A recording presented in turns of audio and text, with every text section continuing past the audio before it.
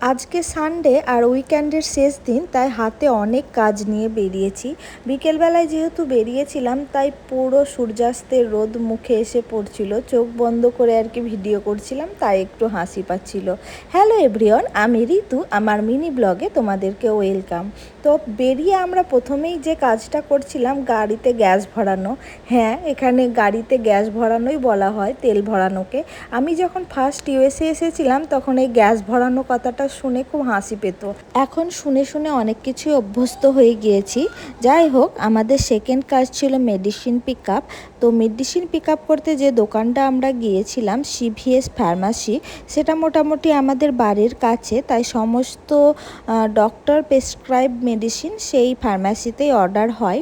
আর এখানে এটা একটা অন্যরকম প্রসেস। ইন্ডিয়াতে যেমন ডক্টর প্রেসক্রিপশানে মেডিসিন লিখে দেয়, সেটা ফার্মাসিতে গিয়ে আমরা কালেক্ট করি। বাট এখানের অন্যরকম নিয়ম, এখানে ডক্টর ডিরেক্ট নিয়ার বাই ফার্মাসিতে মেডিসিন অর্ডার করে দেয়, আর সেটা আমাদেরকে তুলতে হয়।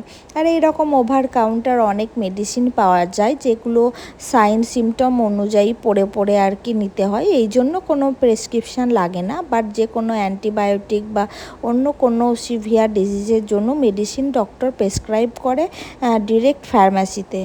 তারপর আমরা চলে গিয়েছিলাম আমাদের থার্ড শপে, যেটা স্যামস ক্লাব। তোমরা অনেকেই কস্টকো নাম শুনে থাকবে যারা প্রবাসে বা ইউএসের ব্লগ দেখো, বাট এটা অনেকটা ওই রকমই দোকান। আর এটা আমাদের বাড়ির কাছে আছে বলে এই স্যামস ক্লাবের আমরা মেম্বারশিপ নিয়েছি।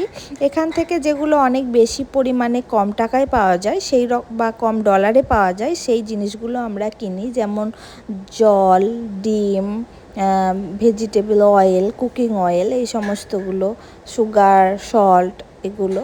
তো সেখানে গিয়ে আমরা প্রথমে জল নেওয়ার জন্য চলে যাচ্ছিলাম, তার কারণ এখানে মোটামুটি 1 সপ্তাহের জন্য আমরা জল তুলে রাখি বাড়িতে, সুবিধা হয়।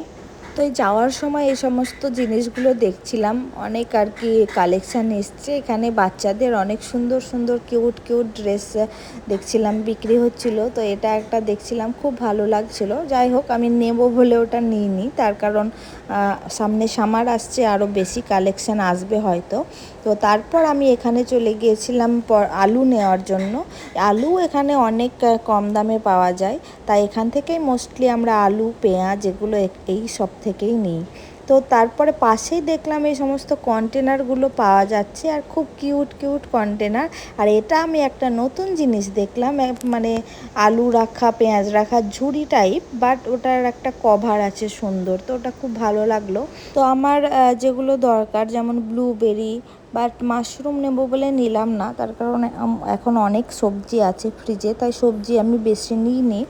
তো স্যামস ক্লাবের আমার মোটামুটি বাজার করা ওখানেই শেষ হয়ে গিয়েছিল। তারপর আমরা বিল করে বেরিয়ে আসছিলাম, তখন দেখছিলাম এখানে সুন্দর সুন্দর প্ল্যান্টগুলো বিক্রি হচ্ছিল। তো তারপর আমাদের ফোর্থ লোকেশান হচ্ছে গিয়ে ওয়ালমার্ট না আমার খুব প্রিয় জায়গা। ওখানে অনেক সস্তায় অনেক ভালো ভালো জিনিস বিক্রি হয়। তো আমাদের মতো লোকেদের Walmart is the best shop I think in US. আর ওয়ালমার্ট থেকে আমি কিছুটা পেঁয়াজ রেখে দিলাম কিনে, তার কারণ আবার কবে আসবো দোকান তার ঠিক নেই। কালকে থেকে উইকডেজ শুরু। আলু পেঁয়াজটা বাড়িতে থাকলে আর কোনো কিছুর চিন্তা হয় না, আবার কবে আসবো না আসবো ঠিক নেই, তাই পেঁয়াজটাও আর কি নিয়ে নিলাম সেই জন্য। ওয়ালমার্টে জিনিসগুলো নেওয়ার পর আমি একবার ক্লিয়ারেন্স সেকশানটা চেক করি, যে ওখানে কোনো ভালো জিনিস অল্প দামে পাওয়া যাচ্ছে কিনা, জাস্ট দেখার জন্য। তো যখন আজকে দেখলাম কোনো কিছু ভালো নেই, তো সেখান থেকে চলে এসেছিলাম। তো আমরা যখন বাজার শেষ করে বাইরে বের হলাম, তখন দেখলাম অলরেডি অন্ধকার হয়ে গিয়েছে, অলরেডি 8টা বেজে গিয়েছে। তাড়াহুড়ো করে বাড়ি চলে আসলাম, তার কারণ আবার ডিনার করার পালা। তো আমার মিনি ব্লগ তোমাদের যদি ভালো লাগে, অবশ্যই লাইক, কমেন্ট, শেয়ার করো। Have a good day, bye, stay tune.